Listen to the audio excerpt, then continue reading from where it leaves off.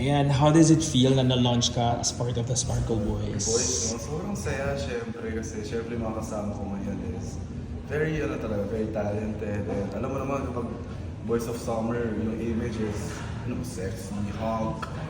So to be part of it, parang nakaka-flatter. Diba? Wala ka namang... Hunk pala ako. When it was pitched to you na ganyan yung parang sort of image, wala ka namang second thoughts? Wala naman. Bakit naman? Prepared ka naman for that? Yeah, I've been working out my whole life. So siguro, grab lang the opportunity. Magiging busy ka na, Prince. Will basketball take a sideline?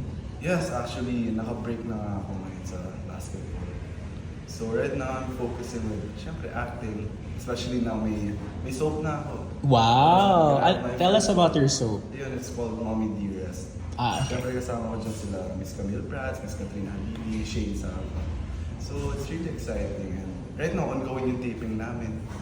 And siguro mag-air yata siya anytime this year. This year?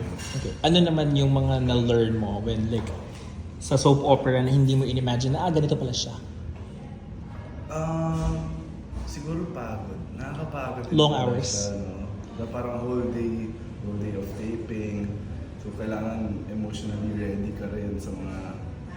Pag sa set, kailangan ready ka emotionally. And wala. Pero actually nag-enjoy ako kahit baka pa lang ako. Parang nakikita ko na yung passion ko yun, yung love ko sa pag-acting. Nagiging ano ka na ba? Are you like, nagiging sanay ka na ba sa mga taong nagpapapicture sa'yo sa malls when you go out? Wala ba? Wala naman. Wala pa? Hindi naman. Or hindi pa ganun kadami? Hindi naman. Yeah. Okay. Yeah. So, how are you handling like showbiz life so far? Paano? Well, okay naman. Nakakaya pa naman. And so far, wala namang problema, wala namang,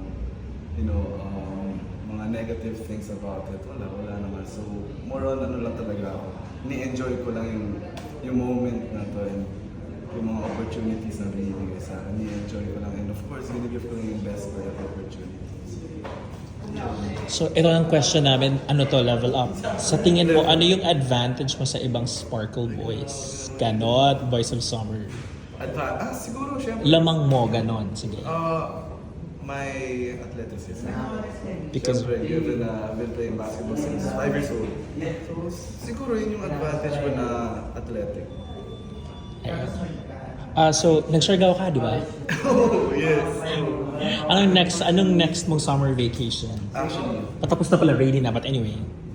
yung mga kasama ko sa Siargao, nag-plan na agad kami na next stop dapat out of the country.